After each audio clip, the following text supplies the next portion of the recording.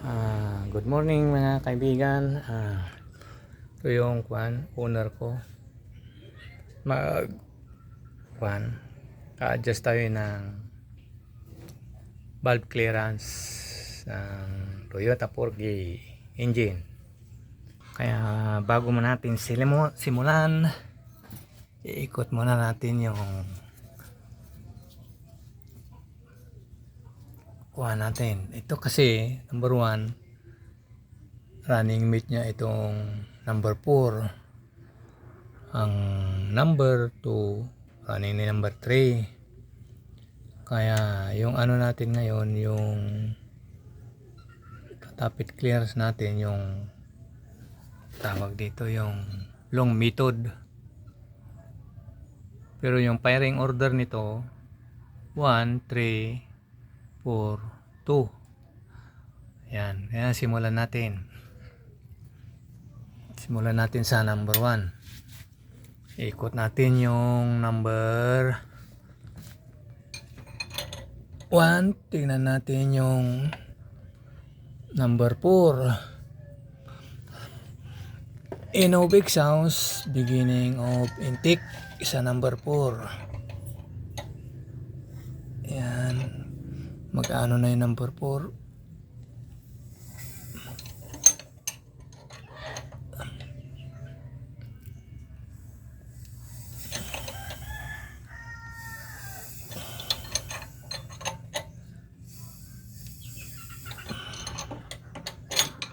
Medyo matigas,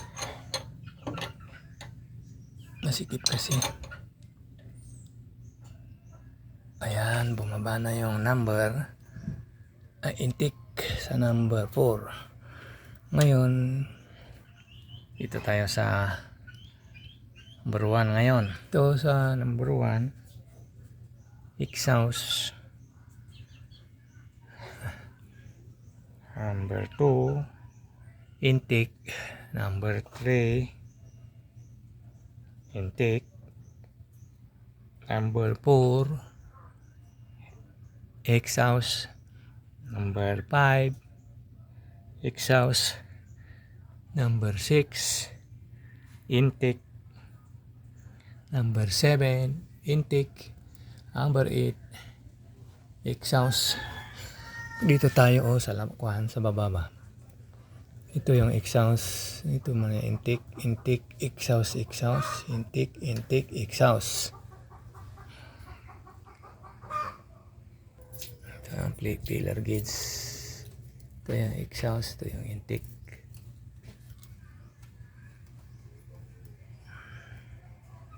Mahirap mag-video kasi kailangan dalawang kamay maghawak sa may screw, may spanner, kasi kontrahin mo dapat to. Tapos mayroon pa itong pillar gauge, kaya mahirap. Pagtyagaan na lang natin. Yan, tapos na yung number 1 sa exhaust. Ito naman tayo sa intake. Ito sa intake, maluwag siya. Yan, final natin.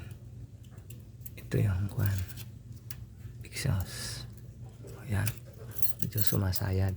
Ito naman sa intake. Yan, ikpitan natin, final. Tapos na yung number 1. Dito naman tayo sa number 3. Ngayon, number 3, running mate niya number 2. Kaya end of exhaust, beginning of intake. Number 2, tignan natin. Pero number 3 yung natin.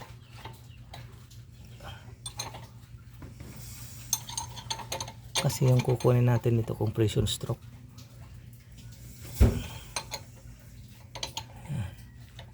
Pataas na.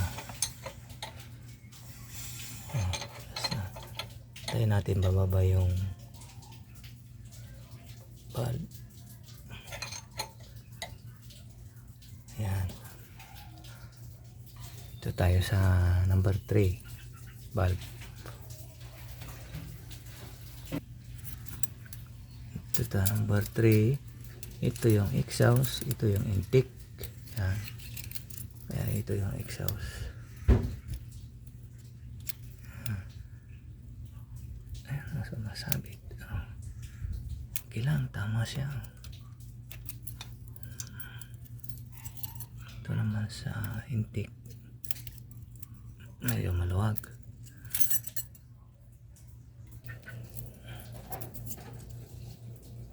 Ito yung number intake sa exhaust. Ayan. Kaya kinahigpitan na final.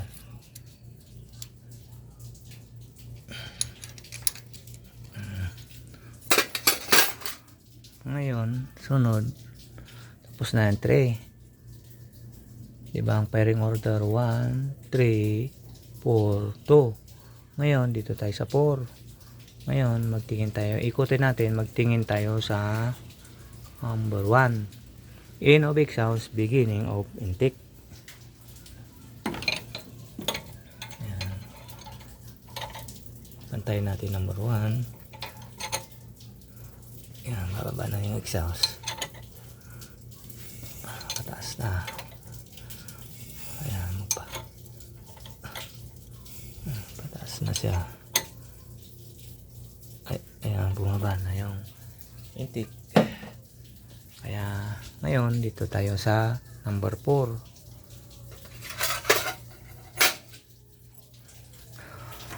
Ayun, exhaust. Ito yung exhaust, intake. Ito yung intake. Ayan, maluwag. Maluwag sila. Ito yung intake. Ayan na. Oh. Sayad ng kaunti. Ito yung exhaust. Medyo maluwag. Ayos na yung kuano. Ito yung sa number 4. Intake. Ayan. Tapos dito tayo sa exhaust. Ngayon last, dito tayo sa number 2 kasi pairing order 1, 3, 4. 2 last, for the last. Ang running mate na number 2 is number 3. Tignan natin yung number 3. In of exhaust, beginning of intake. Ayan siya. Pataas na yung kwan. Exhaust. Ayan. Pataas na yan. Kita nyo? Ayan. Kumalaw na yung intake. Kasi yan, intake yan nakatapat. Intake to. Ito exhaust. Ito yung exhaust. Ay, dito tayo pala. Ito pala yung sa itatap natin. Tapos na yan. Ito yung intake sa number 2. Ay, exhaust dyan. Ito yung exhaust. Maiksi. Ay, masikip. Masikip. Ito yung number 2 exhaust. Ayan. Intake. Okay na. Tapos na. Final natin. Ibigan para hindi siya magluwag. Magka-problema yung engine natin. Kailangan yan. Ayos yan. Okay na mga kaibigan. Tapos na yung pag-clearance natin. Kaparehas. Okay. Tapos na mga kaibigan.